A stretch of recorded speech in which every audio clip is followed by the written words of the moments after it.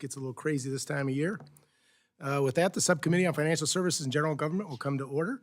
I'd like to welcome the United States Postmaster General, Louis DeJoy, and I appreciate your participation in today's hearing to give the members of the subcommittee the opportunity to discuss election readiness and general oversight of the United States Postal Service. I will be brief. I know my colleagues are all eager to engage you, those who could be here.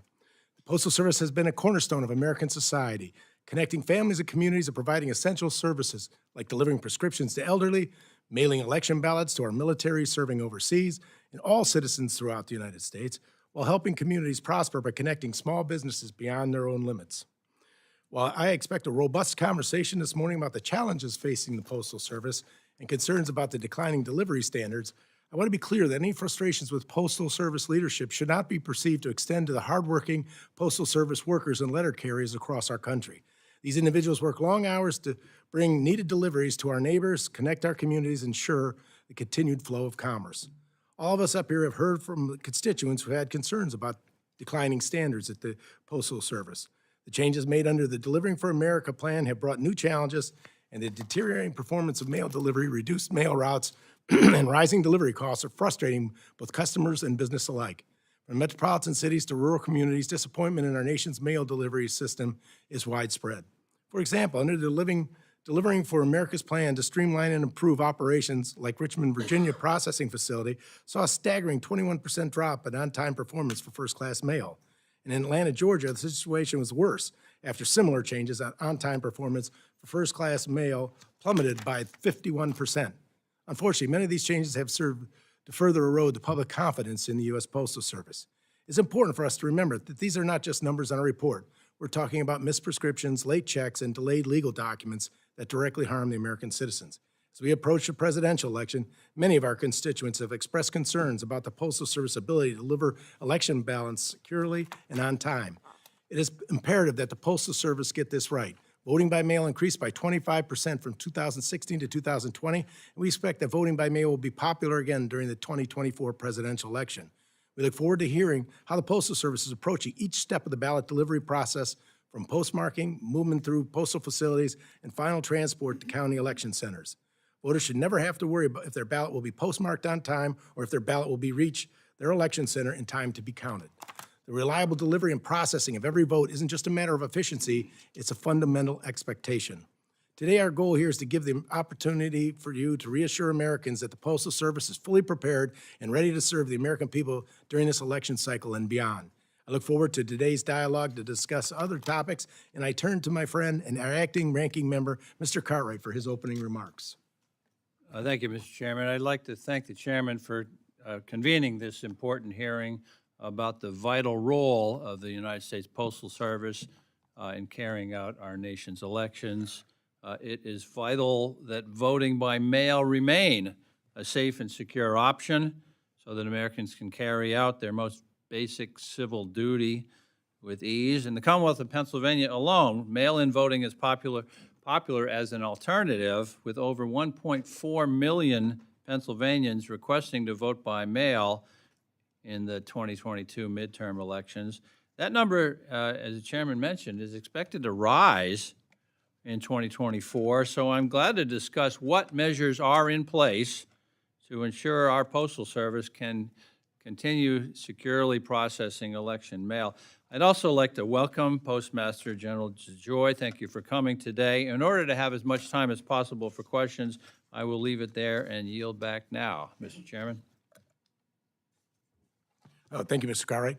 Postmaster General, without objection, your full written testimony will be entered into the record. And with that in mind, we'd ask you to please summarize your opening statement in 5 minutes.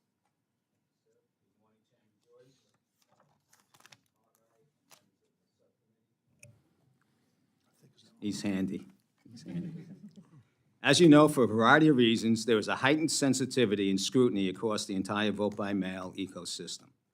We recognize that the American public will become increasingly alarmed if there is ongoing dialogue that continues to question the reliability of the Postal Service in the upcoming elections. Let me be clear. The Postal Service is ready to successfully deliver the nation's mail-in ballots. We have a long track record of success, delivering election mail back to 1864. Even though during the global pandemic in 2020, We were successful in delivering historic volume of mail-in ballots during the presidential election year, delivering 99.89% of the ballots from voters to election officials within 7 days, our recommended common sense timeframe for ballot return by mail. We will be even better prepared for 2024. Our network is designed to readily handle a surge in mail-in volume, just like we do every election and holiday season. Even in 2020, the historically high number of ballots accounted for just 0.1% of the Postal Service's total mail volume that year. As in the past, in each general election year, we deploy what are referred to as extraordinary measures, enabling our dedicated people to expedite ballots through our system in the days immediately preceding Election Day when deadlines loom. These processes, procedures, and their schedules for activation are identified in my written testimony. Importantly, the extraordinary measures we undertake immediately preceding Election Day are designed to rescue ballots that are entered late into our system, likely too late to make the election deadline set by election officials. They represent a deviation from normal mail flow and processing, meaning they won't run through our plants and processing machines as mail normally would. We engage in these heroic efforts to beat the clock, and they are only used when the risks inherent from deviating from our standard processes are justified by the risk of a voter's ballot not meeting a state's election deadline. In those instances, we prioritize expeditious delivery. One other key point that sometimes gets lost is that we are a national service, and to operate successfully, we must have consistent policies nationwide for our system to operate at the level of precision required. Despite our own consistency, we operate as the one uniform element in a sea of variation when it comes to elections. There are 50 states and thousands of election jurisdictions that are far from uniform in their election laws and practices, and that often don't consider how the mail system works. We do not determine state and local election laws or the extent to which they incorporate the mail. We do not conduct elections or determine their timing or deadlines. We do not determine when election officials mail ballots out to voters or when voters return ballots back to boards of elections via the mail. We do not determine how and whether election laws rely on our postmarks. We do not design ballots or ballot envelopes. Instead, the Postal Service collects, processes, transports, and delivers the nation election mail when public policymakers, election officials, or voters choose to use the mail as part of their election system or to participate in the election process, and we do so extremely well. Additionally, on an extensive and ongoing basis, we educate election officials and voters on how the mail system works and the additional measures that we employ year-round and in the weeks immediately preceding the general election that are specific to election mail. We will continue to encourage that the voting public mail early. And if they choose to return their ballot by mail, we recommend they do so at least 7 days before it must be back to their election official under the laws of the state where they are voting. That's the key to everyone's success, and we could use your help in communicating that message. Finally, internally, we are collectively working around the clock to communicate with all stakeholders in the voting ecosystem and address and resolve any issues. We are utilizing resources from the Inspection Service and the Inspector General to help ensure that we successfully deliver the nation's election mail. Let me end where I started. The Postal Service is fully ready to successfully deliver the nation's mail-in ballots for voters who choose to use us to vote. Mr. Chairman, that concludes my remarks, and I welcome your questions. Thank you, Mr. DeJoy. And before I recognize myself, I'd like to thank you for being here today because I think it's important that we have this honest, frank discussion the American people can understand. And I appreciate the points that you were making about different states having their rights and having their voting deadlines, and that we want to work together to make sure the public knows how they can be consistent with that. Now, we'll begin our questions, and each member will have 5 minutes for the questions and their answers. And when the time turns yellow, you have 1 minute remaining. And first, I will recognize myself. And, I would be remiss if I didn't start off with one that was specifically given to me by my Secretary of State, Frank LaRose. He's indicated that in 2020, the regional sort facility in Detroit experienced significant disruptions to the point that election mail for Northwest Ohio needed to be routed through Cleveland. And so I wonder, Mr. Joy, what has the Postal Service done to ensure that situations like that won't repeat itself in 2024? So, sir, we are, as you recall, in 2020, that was the election of 2020, I was here maybe 3 months, right? 3 months. We were at the beginning of the election was in the middle of the pandemic. I would say to you that over the last 10, 11 years prior to me getting there, we had lost over $100 billion, had $20 billion worth of deferred maintenance, had significant turnover. We hired 200,000 people that year and never raised the top line level of employment at the organization. And we're about to run out of cash in 60 days. 650,000 person organization, about to run out of cash in 60 days. We are not in that position today. We are better. We got a long way to go, but there's been extensive, our ranks are full. In fact, I'm not looking to hire too many people for peak season because we're fully staffed, because I've converted over 190,000 people to full-time positions. We've invested in our facilities across the nation, close to $16 billion. And our training is extensive. We have significant oversight, both from the Inspector General and our own postal inspection, and me. I meet twice weekly on these processes. And the fact is that we are a system of 31,000 facilities on any given day. Right now, I'm shutting down plants in Florida because of the hurricane. On any given day, we have different issues for different reasons that go on throughout the country, if not throughout the world, and we have to respond to them. And if routing mail to a different location still gets it there 99.9-something% of the time, we're going to continue to do that. I don't know what the specific issues were in Detroit at the time. Many of them that continue from an ailing system. We're definitely have improved that. Well, during the 2023 election, the Ohio Secretary of State found flats of mail sent by voters as early as October 24th, 2023, were received by all the boards on or about November 21st, 2023. All these problems trace back to the Cleveland Regional Sort Facility, which services my district. This is well past both the deadline for absentee votes to be counted and estimated U.S. Postal Service standards. Effectively, these voters were disenfranchised because of the USPS failures. How specifically have you enhanced the all-clear procedures you referenced in response to the National Association of Secretaries of State? And can you assure us that these procedures will ensure that that doesn't happen in this upcoming election? Well, I'm not. I would need the specifics of Cleveland, but our processes are extremely enhanced right now. I've set up an operational precisions group, not just for the election, that has 400 or 500 people around the country going into plants each day. I have a 650,000 person organization. I didn't have an internal audit department, my own internal department. So we've set up processes and procedures to follow reporting and going into plants and look at and checking on and validating the processes that we have. We kicked off an extensive training program back in July throughout the whole system. We have put specific alert. Our operation is broken into 3 different parts: processing and delivery, transportation and logistics, and retail and delivery.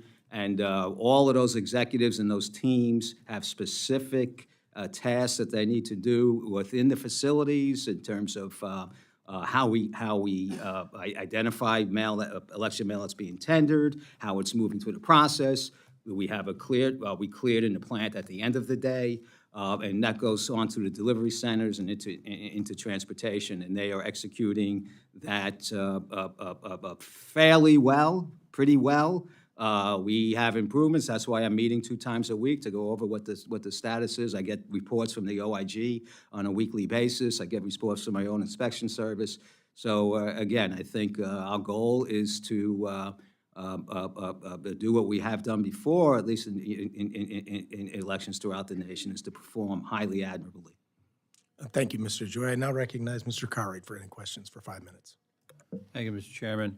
Mr. Joy, I want to review previous postal performance and potential improvements to our election infrastructure. In July of this year, the Post Office Postal Service Inspector General published a report titled "The Postal Service's Election Mail Readiness for the 2024 General Election," and you're familiar with that report. And I want to give you an opportunity to respond to some of the points made in that. The IG's report found, as you testify, that the Postal Service appears to be ready to serve the American public during the election, but the report did highlight a few opportunities for operational improvements that I'd like to talk about. The report found some cases of election mail policies not being properly followed in some facilities, which caused some ballots to be out of place. And to correct this, the IG recommended additional training and education on election mail policies. How are you ensuring that Postal Service employees, from clerks to letter carriers to supervisors, have the time and resources they need to understand and internalize election mail procedures? Thank you, sir. We are overwhelmingly enhancing our training across all aspects of our operation. That is the fundamental thing we need to do for these extra efforts that we put in election mail to actually work. Okay, so we are on lots of different processes and groups and departments in terms of our reorganization, and we're on a daily mission to train over 600,000 people across 31,000 ratty locations, I might say, on how to improve our operating practices across the board, and at this time, most specifically in the election mail area. Okay, we're doing very well at this, just not perfect. The OIG, on the other hand, has a couple hundred people. They send out to those same rowdy plants and interrogate and investigate our people and review processes, and they find some things wrong. They're perfect at that. Sure. Tell us what the Learn and Grow education series is. This is Learn and Grow is a normal process within the Postal Service where whatever subject matter, content, be it written material, stand-up talks, and other methods of. And you've been growing that, is that correct? We talk to our employees a whole lot. Okay. Now, And on election mail, there's a weekly election mail education series that began in February. Am I correct in that? We have a lot of things that, yes, so that if we have weekly, there's a lot of material out there with regard to election and other service matters. Thank you. Now, the July Inspector General report also showed cases of employees who were trained on election mail policies but did not properly execute them during the election. The IG made multiple recommendations that management reinforce policies to postal workers handling election mail. In light of that report, how are you keeping election mail procedures front of mind for busy postal workers during the election?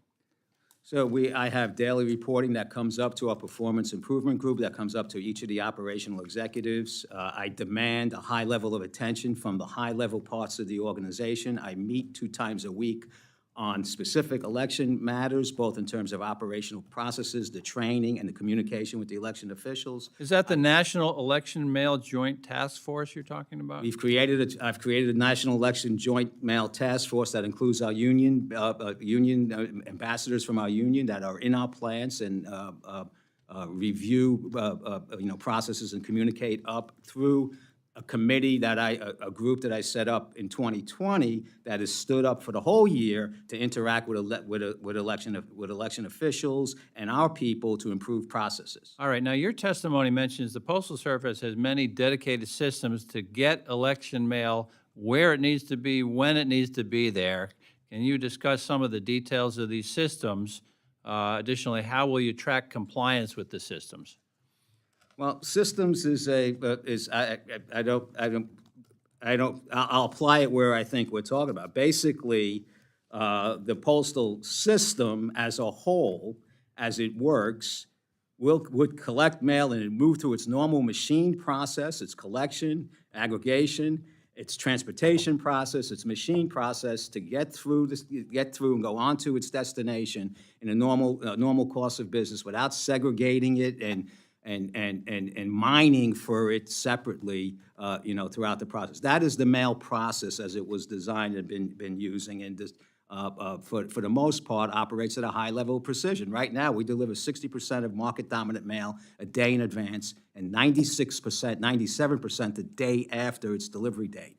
These statistics, about 80%, 40, are all with regard to an archaic timing system, right? But for election mail, we add to that with additional processes called extraordinary measures, where we rifle through each day, our carriers, we rifle through 300 million pieces of mail as they move through the system and look for ballots and pull them out and expedite them through a variety of different ways across the nation. And there's a host of other operations that we take when we look at how our machine processes are worked. Right now, we will not even put a machine in for maintenance without me signing off on it, right? Because we put it, not necessarily because it's going to impact the mail, because we're trying to calm everybody down. On that point, last question. Yeah. Are American citizens going to be able to trust mail-in ballots? Absolutely, absolutely. I don't know why you wouldn't. We've delivered in the heightened part of a pandemic in the most sensationalized political time of elections, and we still got with a lot of noise, for lack of a better way, at the particular time, and we delivered at 99 point whatever % I mentioned earlier. So Thank you, not- Mr. not a Chairman. I'll doubt. yield back. Thank you, Mr. Cartwright. Now recognize Mrs. Hinson for 5 minutes. Thank you, Mr. Joyce, our chairman, and our ranking member, Mr. Cartwright, for serving in that capacity today. Thank you, Mr. DeJoy, for coming before our committee. I think, as it's very clear here, Americans need to be able to trust you and that they can rely on you to get their election mail not only sent, but processed effectively, and then, of course, after that, accurately counted. And I know you're not a part of that part, but it's got to get there first. Earlier this month, a group of state election officials submitted a letter to you expressing concerns about that process for the mailed ballots for the general election. Addition to staff training and delivery times, they noted that they had not seen significant improvement or concerted efforts to remediate their concerns.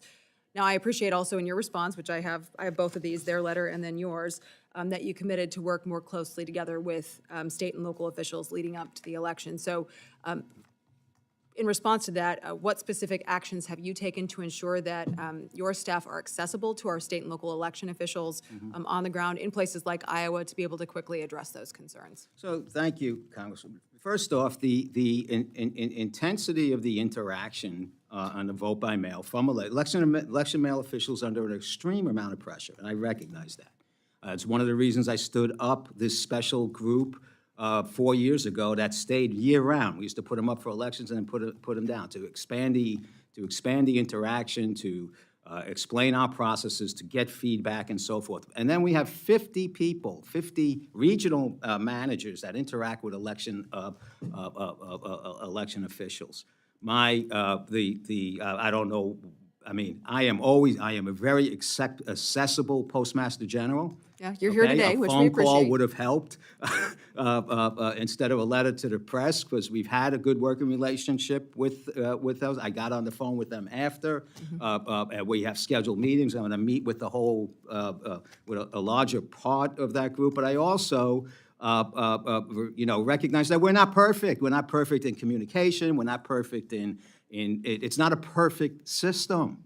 So And we for are our people back home, so, just from this is about a relationship building then effort, so that they can know that those concerns are being heard, number one, but also acted upon. So are you, as far as these trainings, are you encouraging that so that people know, hey, we have a system to run our concerns up this food chain? If they do identify problems with mail-in ballots, are there going to be processes in place to ensure that USPS staff are not only responsive, that they're notified, and that these issues are dealt with in a timely manner? Thank you, Congresswoman. Processes and systems are being intensely managed now and intensely reviewed. But to your question about the communication, we're a large organization going through a lot of change, and as intensity builds, sometimes we're the last to the party. Right, and we need, because of our functions. I have, after my conversation with those election officials, I convened a whole group that is in the nationwide election mail, our group. I convened a meeting of the 50 state people that are out there.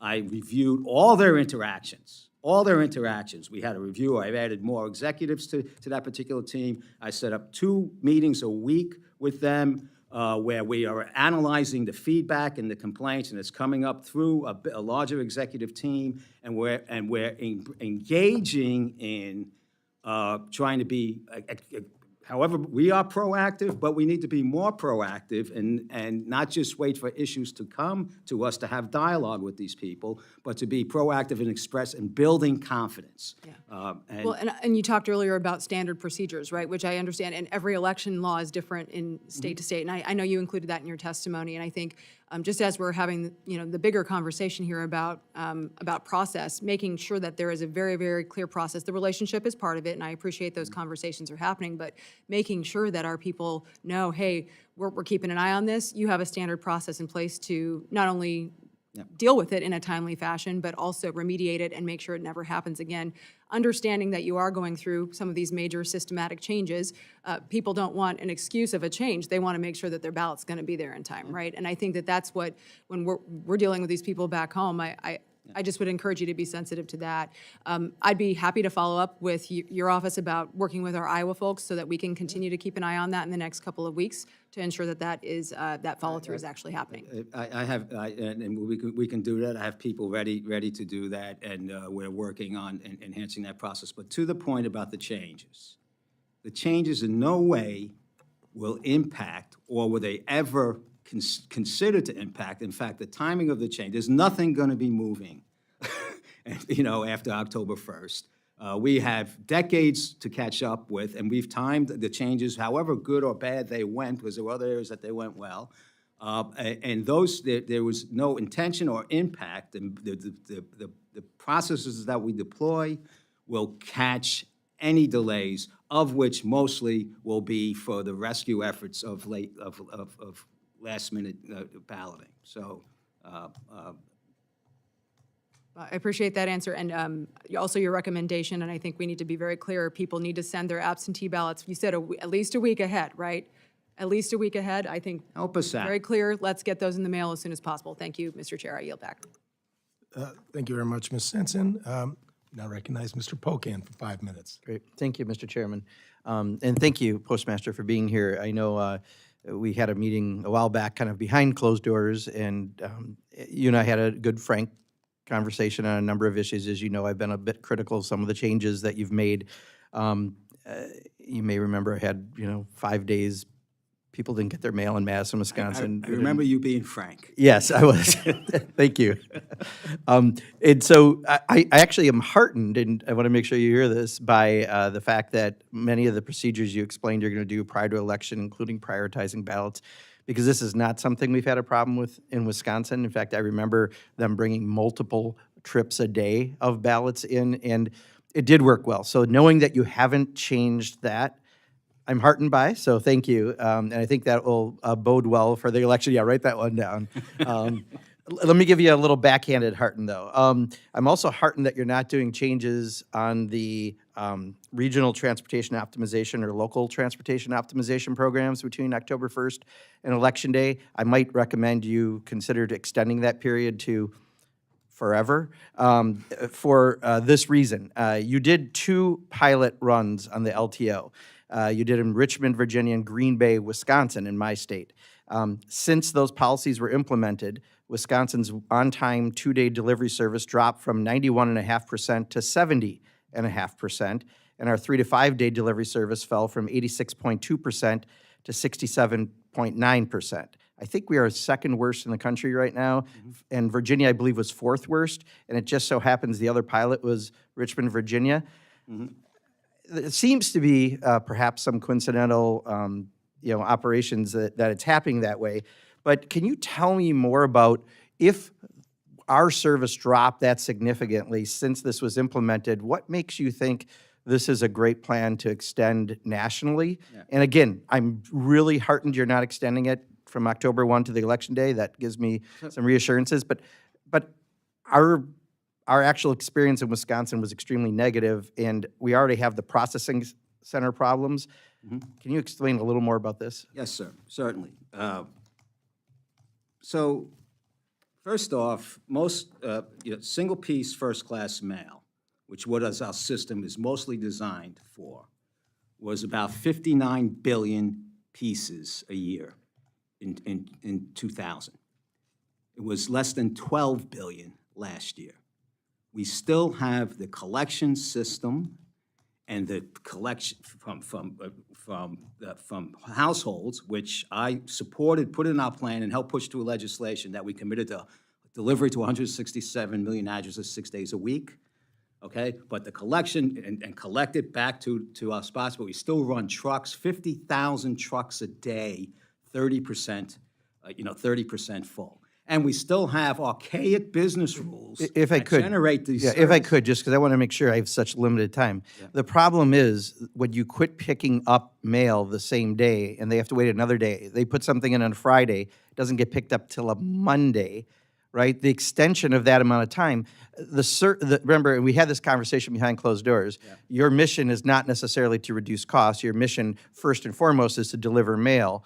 But if we're having this reduced delivery because of processing centers and now because of this pilot project that you're going to take national, that's my concern, is that by not picking it up the same day like people are used to, you're going to extend that even more. So, two things. Number one, I think this is a big problem for somebody like me who's trying to fix the place, right, is we have a legislative requirement to cover our cost.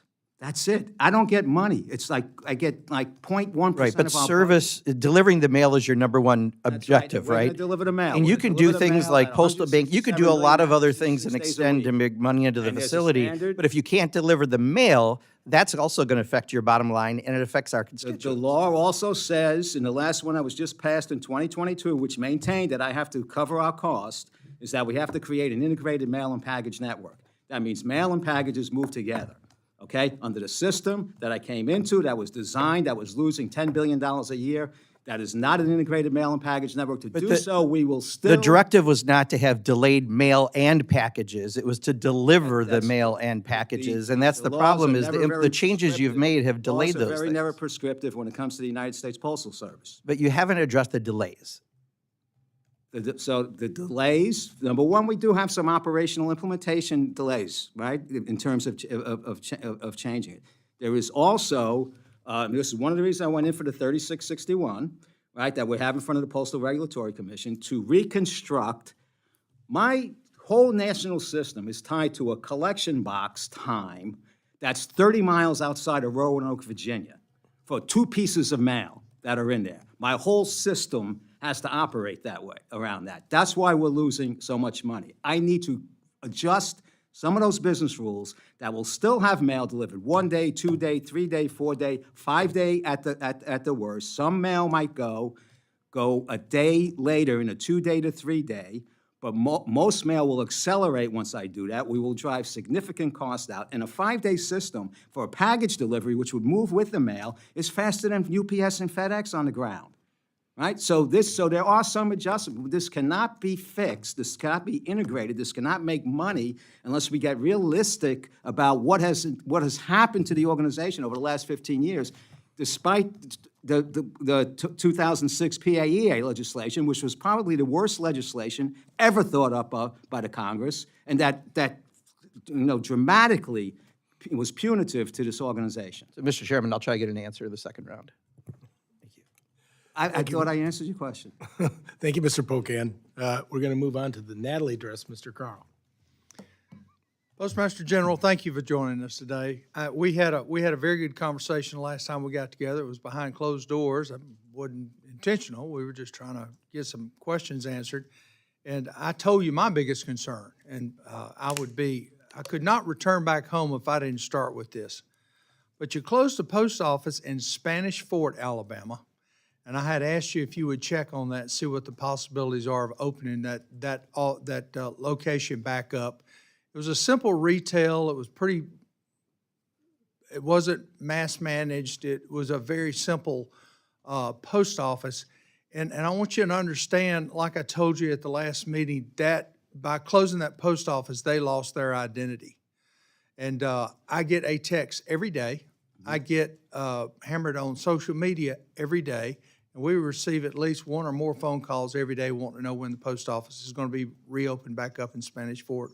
What can you tell me about that? So, Senator, first, I did not close that post Well, office. okay, you're, That post office was closed a long time ago, as many hours in post offices were adjusted. About 70% of our post offices don't cover the cost of the people that work there. We could not, when we come to an end of a lease on a facility, landlords in those towns make uneconomical offers to us to renew, thinking that we would have to stay, and we could not make a deal with that particular landlord, and have not been able to find, and we communicate this a lot through my staff, but we've not been able to find suitable locations for a retail operation there. There are other post offices within, a few miles of that particular one. But I will, this year is our year to look more at how we expand the use of our 31,000 retail centers besides just priority mail bags and Hallmark cards, which don't cover the cost. And as we start doing more processes to enhance federal government communication and supplies, like we're doing with the COVID test kit program that we're launching today, or become a bigger enabler of commerce, like we're doing. We're the only ones growing in the package business, in the package industry this year. We see our retail operations being centers of the community, but it doesn't mean every retail operation. If I can't find a spot in the town to do our work effectively, I can't be there. would you allow me to help you find that spot? Absolutely. Because I promise you, I can find you a Let's spot do it. at a price you can't refuse. Let's do it. And, well, you have whoever reach out to me, and I I'll speak- personally will go to Spanish Fort with them, and I know most of the owners of the strip malls and such, and we'll make sure they get what they want, which is a post office and their identity back, and I appreciate I that. need a good rate, though. Oh, hey, I told you I'll make you a deal you can't refuse. Hey, explain to me the 60 days out of, being out of cash. I assume your fiscal year is going to run through January 1st, or through December 31st, I should say.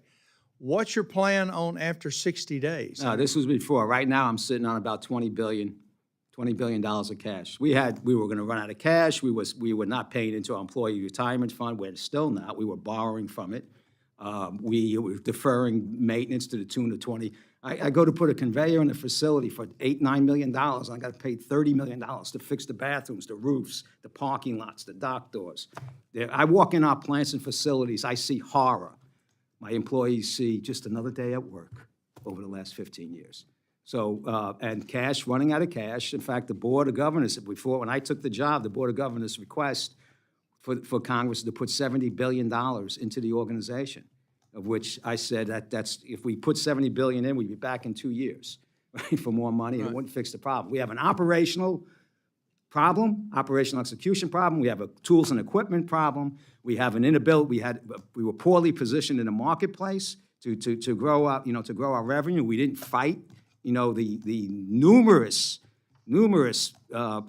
lobbying issues and resistance that existed for making any particular change over the last 20 years. And we found ourselves in a place that we were going to run out of cash in 60 days if we paid our bills. I appreciate the fact you're fighting for not just the postal employees, but also the locations, because some of them are very tired.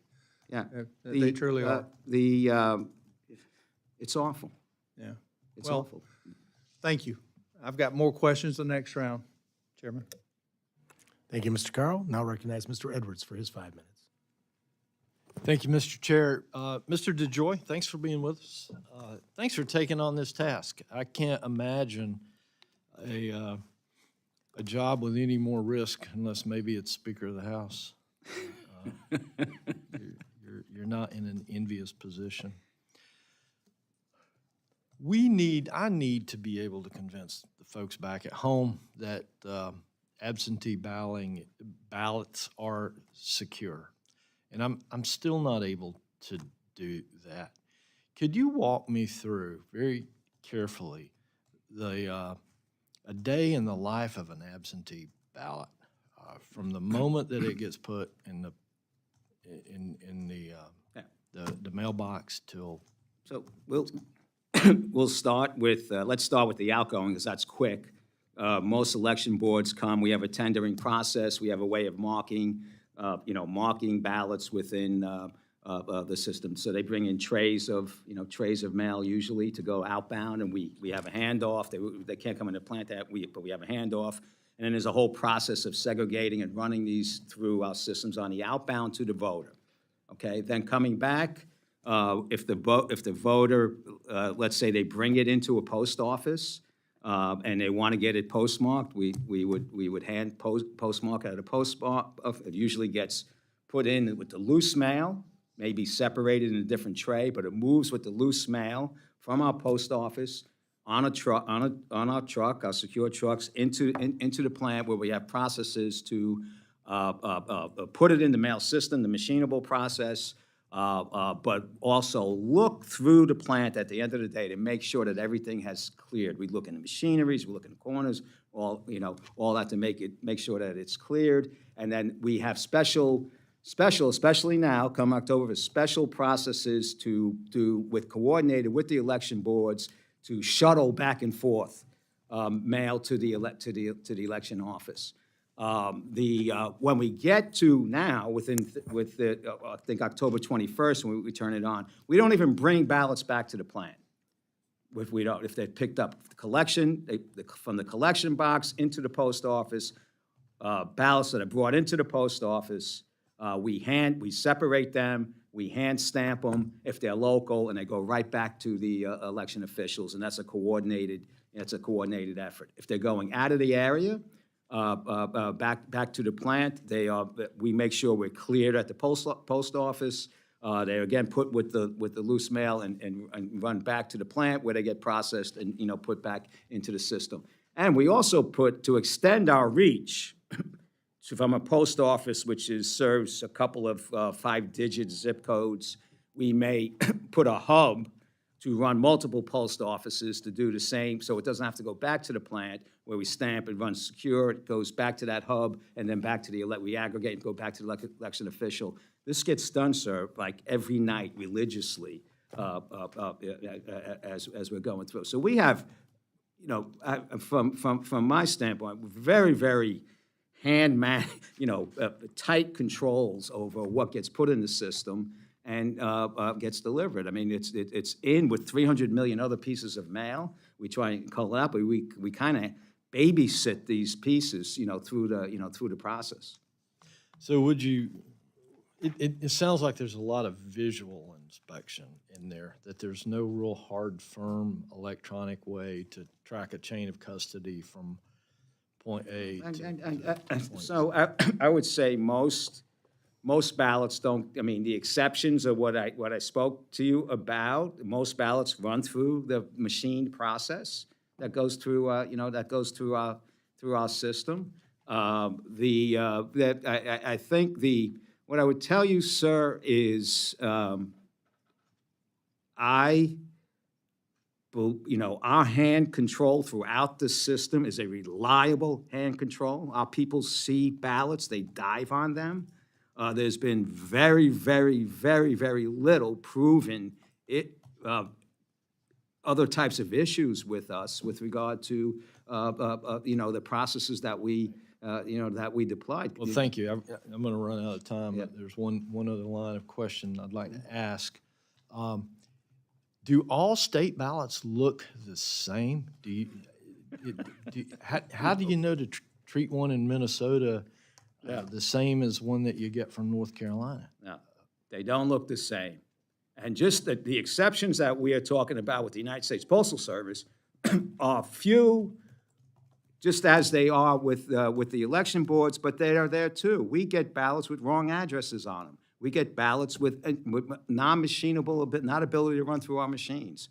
We get a whole host of other issues, exceptions to the process. Besides that, they all look different. There are a number of states that have put an ID. So with regard to tracking, I misspoke. Those election boards that put an IMB barcode, we have recommended a barcode that they put on their ballots. They're both outgoing and incoming. We can watch that electronically through the process, and we collect that data and we make it available to the election boards So they can watch it. They could watch it going out. They could watch it and tell their voters that they received their ballot, and when it puts back in the mail, they can watch it coming back. We don't get into that data. We just make it available. If every election board did that, if every state did that, we'd have a whole lot easier job making sure that we perform at that high level, and it would be visible. That has been tossed around by Congress a number of times. Carolyn Maloney, when she was here, I worked with her on a bill, to put that through. We are considering internally with our board trying to put in what we call a contract, a contract together for certain election boards where we can define that process, define the paper, define the barcode, define what everything looks like. I would tell you 4 years ago, 6 years ago, that was not something that would have got any traction, in the Congress or anyway. It costs money. Election boards don't have a lot of money, right? Somebody's got to pay for it. I don't have a lot of money. So we have to come up with a methodology, but that would get at what you want. But there's not been a willingness to, I mean, it's an easy thing to figure out if you're in the material handling. It's another material handling process that we could help the Congress figure out. It's just then we have to get the states to adopt it, all right, and use it. Thank you very much, especially thanks for the suggestion. We'll be back in touch on that one. Thank you. I yield, Mr. Chair. Thank you very much. Would that be consistent with what I get from you every morning in my email that shows what mail's coming to my house that day? That is different. That's informed delivery. It's a wonderful thing. But it's the barcode system, though. What's that? It's a Yeah. barcode system. Well, it's actually, we tie it to a barcode, but it's also a visual, it's camera image, right? So we take photos of everything that as it moves through. So it's an image, and we deploy that on our package business when I arrived here. And we plan to do a whole lot more with it. It is, there are various areas we've been discussing, and our general counsel here has been discussing, other methodologies of how we can, track stuff. But I think it's all kind of makeshift, and I don't want to be a proponent of makeshift solutions, right? I think the barcode that I just spoke with Congressman Edwards about, the IMP barcode, we expect perfection in an imperfect system, right? And if we want that perfection, we're all in. Let's try and help. We have suggestions and ideas as to how to do it. But as far, and look, I speak frankly also, as far as, we do everything we possibly can in an imperfect system that expects, the perfect. And we're a good target for a lot of blame. We're a good target for a lot of blame, because at the end of the day, the piece winds up with us someplace, right? And or came from us if it's presumed to be late. And that's, it's not healthy. It's not a healthy environment for the nation, for our employees. I'm fine. I was just trying to point out that since that already exists in your system, someone could know if they see their ballot and when they send it back in, if we use that program. But moving on, you might be surprised, but other members wanted to weigh in today so they could be part of this panel. And I told them that we weren't going to do that. However, if they submitted their questions to me in writing, I would make sure that I'd make it available for you. And only one person did, and this is from Andrew Clyde from the great state of Georgia, who wanted to talk about the Georgia Regional Processing and Distribution Center. Earlier this year, the U.S. Postal Service created a new regional processing and distribution center in Atlanta, which had a negative impact on mail delivery. Many of the facility's operational changes occurred just 3 weeks before Georgia's Republican presidential primary, raising a concern over mail and ballot security. Are Georgia mail-in ballots secure for the upcoming election? Please tell me all the steps that the U.S. Postal Service and the Atlanta Regional Processing and Distribution Center are taking to ensure the security of all the mail-in ballots. And secondly, how does the U.S. Postal Service track and monitor completed ballots in their facilities to ensure they are prioritized and reach their destination on time? So, just one thing on the Georgia service, we're putting over $500 million into Atlanta, Georgia area. Georgia service is going to be some of the best in the nation shortly. When I arrived here, our service hasn't always been good. When I arrived here, our service was in the 70s in most areas. We built it up, by spending a lot of money and hiring a lot of people and repositioning. So where it was like 94, where it got very good towards the end of 23, before we started embarking on these big specific, big specific changes that happened. And back then, Georgia was always in the bottom 25% of our performance. What went on in Georgia was an embarrassment to the organization, okay? And it should not have happened, and we are correcting for it, aggressively. I don't want to get into all the different reasons. Specifically with regard to the primary election, we got through that because I put a whole bunch of people down there and a whole bunch of double-checking processes in place. And the primaries, the performance was good on election mail for Georgia, okay?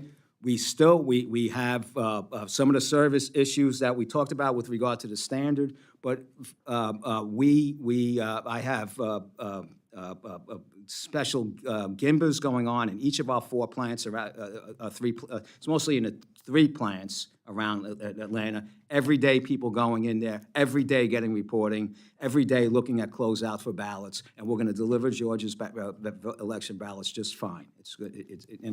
Everything else that I said in terms of measures, procedures, operations, send them the video. I mean, I've answered it already. Thank you. Mr. Cartwright? Thank you, Mr. Chairman. Mr.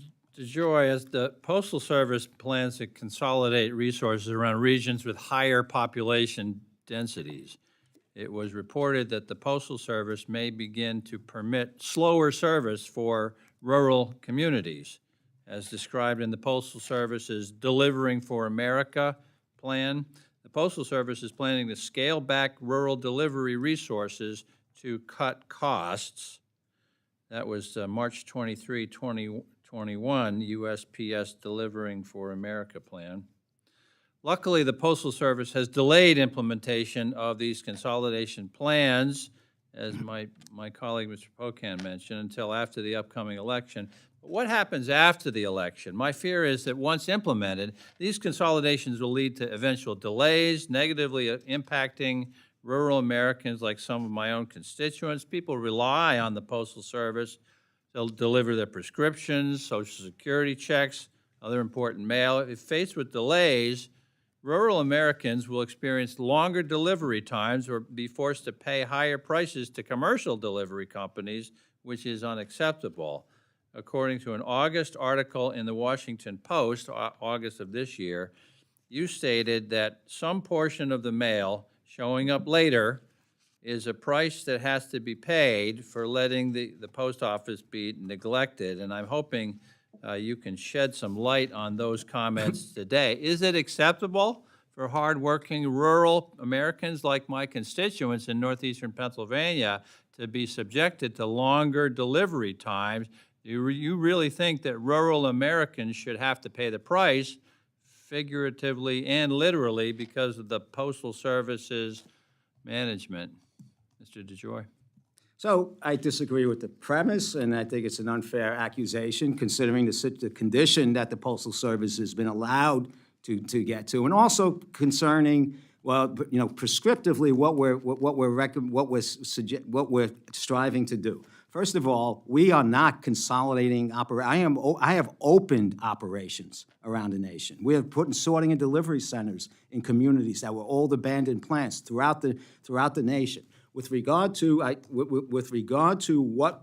we're going to do with the collection, what we're striving to do with regard to a collection. First of all, on delivery, medicines come from industrial bases, right, get shipped. We are committing to 6-day-a-week delivery. No matter where you are, we deliver. That's going to happen. So all inbound is going to move faster when we get done with this, because we're accelerating the concentrations of volume through the system to get there.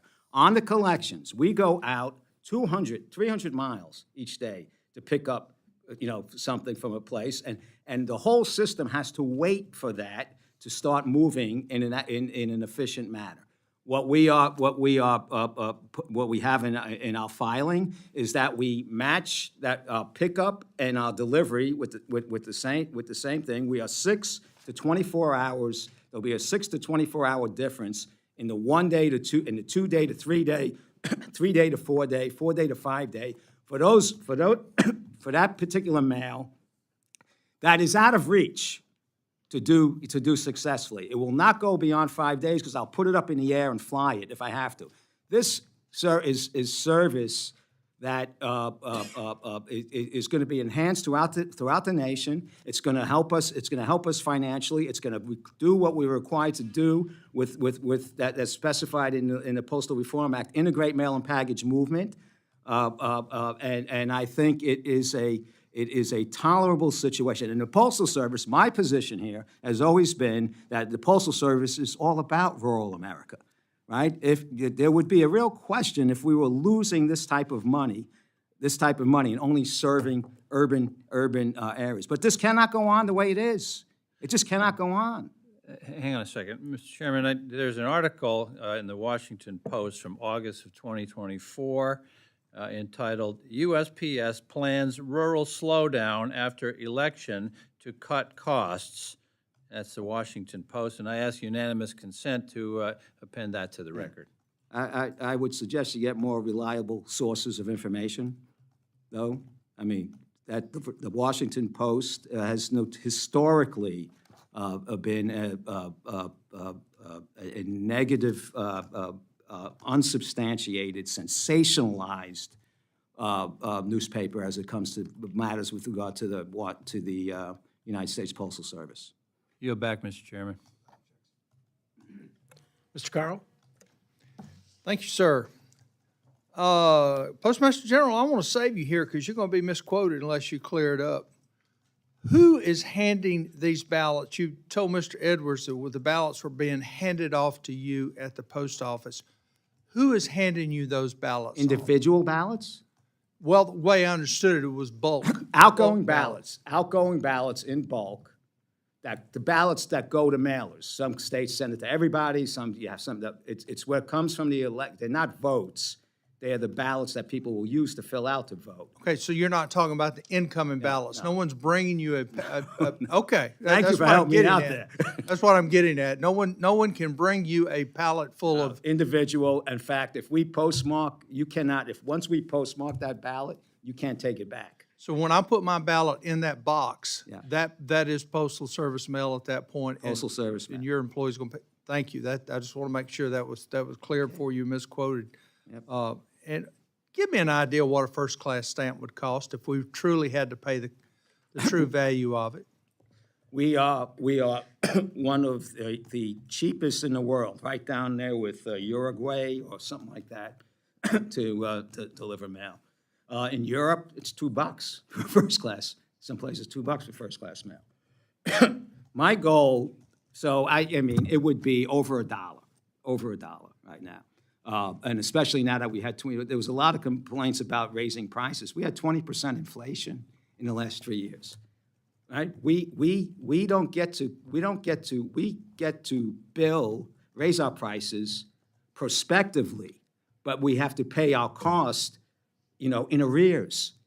That's why we couldn't break. That's why we didn't break even. So it's and we had 15 years of a defective pricing model because of the Postal Regulatory Commission couldn't do basic division over 10 years. Right? With mail volume has dropped 50% since the passage of PAEA, which froze our pricing relatively. If you were in business, that's what you would say. It froze our pricing, and volume got cut in half, and we never made any adjustments for that. But so you would have $1 something, it'd be in the high dollar range. So that 20% inflation does affect the Postal Service. It does affect your employees. It does, in fact, affect all of us.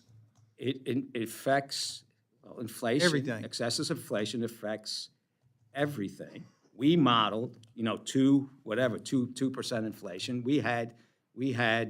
We would have broke even in 2023. We had $3.3 billion of inflation. We had $6.3 billion loss, $3 billion of inflation, and another another 2 and something billion on the CSRS legislation. So I know most people that work for a living did not get a 20% pay raise in the last 3 years. Has the Postal Service gotten a pay raise of 20% over the last 3 years? No, we have rules, regulations, negotiated things, but it was higher than it was in the past.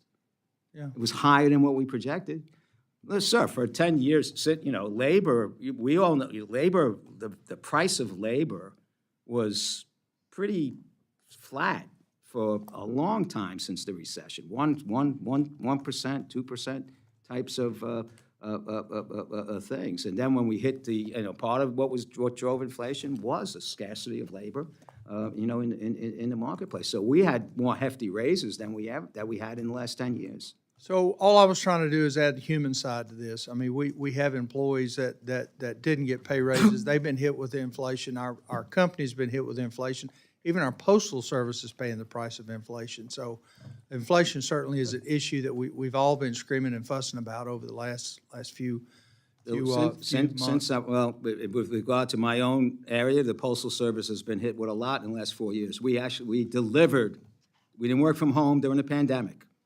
Right? We worked in ratty places right next to each other, processing mail, went out, had retail centers, allowed people to come in with limited restrictions with regard to how they entered our facilities, and we delivered out to the public each day to 167 million man addresses, and we delivered kits around half the planet, to help people,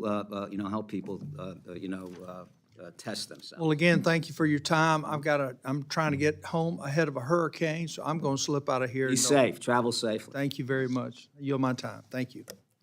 Thank you very much, Mr. Carl. Now recognize Mr. Pocan. Great. Thank you, Mr. Chairman. All right, so let's try again. I allowed you the time to you gave me the 30,000-foot view, right, that you are seeing a cost savings. I completely agree. That postal bill was before I was around here, was awful. Pre-funding 75 years into the future employee benefits. No company does that. That was plenty of stupid was there. You're right. But here's my specific Wisconsin-related questions. And so as I hear the question from the gentleman from Georgia, who, as you remember in our closed-door session, that came up before too, if the cure is like the cure was in Wisconsin, you kill the patient, right? When you did that processing changes to Wisconsin, you significantly slowed down our delivery. But specific to this LTO proposal that you piloted in Wisconsin and Virginia, which are now the second and fourth worst for turnaround times on delivery, specifically address this. In Wisconsin, 2-day delivery dropped 20 points, 91.5% on time to 70.5. 3 to 5 day delivery fell from 86.2 to 67.9. What in that said, I think this is a good idea. Let's take it to Pennsylvania and Iowa and Ohio and across the country, because I see it as a problem, right? Because if the goal of the post office is to deliver mail, which I think it is, it's not to be an accountant, that is part of your job, but the goal is to get our mail delivered timely. It is not to have this sort of drop in service through a pilot program that now you want to expand. And that's what I can't understand. That's the first question. Second, since we are second worst in the country, what do you do specifically about Wisconsin to fix our unique problem that we're having in these terrible turnaround times? So first of all, the first rockets that went to the moon blew up. Okay, that's what pilots are Thanks for. for blowing up Wisconsin, I guess. That's what pilots are Right. for, right? To test. We have a problem. We have a solution for it. We wanted to see there were many things, both the service standard, how we measure service, how we do our sampling plan, and what our eventual solution is going to be. So what are you doing different then? Again, Well, the only thing we're doing different, you hurt us. I don't want other places to be hurt, but what else are you going to do to fix us? we're going to do a series of transactional adjustments and service measurement adjustments and service metric adjustments as we move forward with this, that are going to get your service to be 95% reliable. People can understand what it is, and you can understand what the service is, and we're going to perform to that, and we're going to save the Postal Service overall, so rural America can, in fact, have a postal service for the future. I'm happy to come over and explain that to you in detail. And you know what I would really appreciate? If you could show a specific plan for Wisconsin, Yeah. because you broke us, right? You blew the rocket ship up. I get that. Yeah, well, But just what are we doing one now second. to That service fix standard, if things? you look in Wisconsin, right, the next day we're at like 95% on time. I would just like the plan to fix the service that dropped 20 points in multiple metrics of mail being delivered in my state. And then a follow-up question is, Tammy Baldwin, our senator from Wisconsin, sent you a letter about specifically some newspapers and problems they're having in Wisconsin. Monaco, Wisconsin, Lakeland Times lost 500 subscribers, 100,000 subscription revenue, not advertising revenue, over the past 4 years due to the closing of the Wausau mail processing facility, which again is what you're doing in Georgia right now, which is why I worry about the cure killing the patient, because it kind of did in Wisconsin. She also talked about in Iron County, their paper, 139-year-old newspaper, may face serious declines. How do you address that? So I don't know about the Wausau closing. We have plenty of plants and facilities in Wisconsin. I also know that the periodical industry is under significant duress.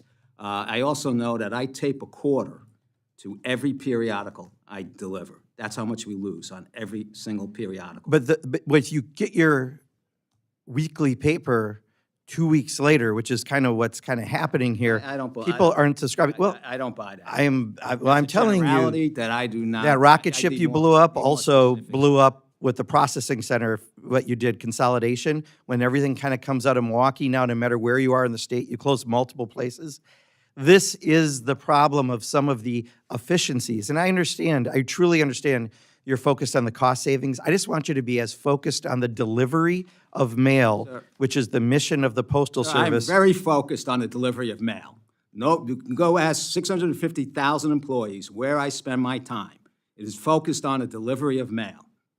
Well, and then I'm looking at the metrics in Wisconsin, Well, I'll and try unfortunately, they're not working. Try harder. I appreciate it, and I appreciate that plan, too. Thank you. Thank you very much. Now recognize Ms. Hinson for second round of questions. Thank you, Mr. Chair. I just want to go to your testimony real quick and ask kind of a quick follow-up here. You say, for example, some jurisdictions allow voters to request mail-in ballots very close to Election Day, depending on when that ballot is mailed to the voter, again, by the election officials. It may be physically impossible for that voter to receive the ballot mail, complete their ballot, and return their ballot by mail in time to meet the jurisdiction's deadline, even with our extraordinary measures and despite our best efforts. So I understand that, right? You are the delivery mechanism, and state laws are different everywhere. I was a state representative. We worked on our election laws. So then you also say here you're going to continue your outreach to election officials and their mail service providers and share recommendations regarding best practices for how to successfully use the mail system. So I guess my question is, I think it's probably with 39 days out, too late to make changes at all these state legislatures. But, when we think about this going forward long-term and making sure this is, the election laws actually respect the process and make sure that it's realistic, right, to actually be delivered in time. So how are you going to make sure, like, long-term going forward, that your people are communicating those challenges with the very real, acknowledgement that state laws are different and there may need to be changes made there too? Yeah, so first off, we do this throughout the year since we implemented that team on a bunch of different processes, work with the teams. The board, myself, and the rest of the team are looking at how we, and it's not necessarily, it's aligning expectations, it's aligning the pricing, and it's aligning the cost of doing this. That will be the solution, right? And that is what we all need to commit to. I can tell you specifically how we can best handle the collection, the delivery, so forth. I could give recommended tender times, tender meaning coming out of industry. I was in this industry.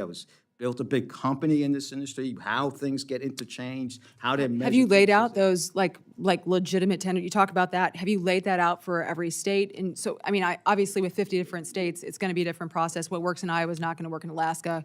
Yeah, But have you laid that out so that we can make sure that those things are actually matching up? We have been careful not to be an advocate for voting for it by mail because it gets misconstrued. But if we're invited, but we do talk, when we're invited, we talk about enhancements to the process, most specifically the IMB code, having a, prescribed envelope, putting the barcode, the right barcode on it, tendering times, quality of the mail piece, design of the mail piece. We have people that help design mail pieces. So we have all these different things that we participate with when invited. We probably pushed more in the last couple of years to be a little over the line in what the organization has in the past been in terms of advocating for certain types of improvements with this. But we would, appreciate to participate in that dialogue. But even the legislation that I have seen, and I've been involved with the legislation, has not gone far enough to make it global.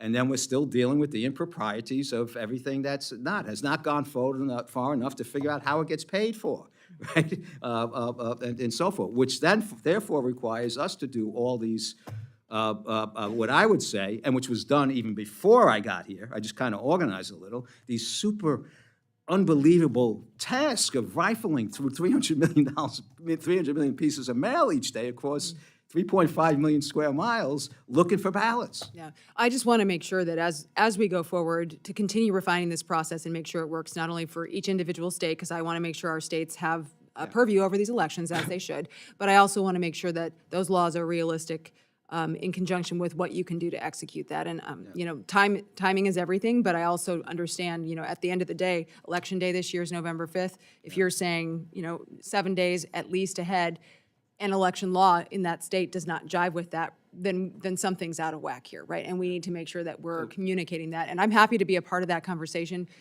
in Iowa, and I think any of us would like to advocate to make sure that our election laws work with what you can actually execute. We are trying, just for next year, we are trying to put together an electric mail product that a state can sign onto that would be more specific in terms of what it's supposed to do. Our board is interested in that, and I'm interested in seeing how we can move that forward. But it would mean, a strict compliance, and it would mean money.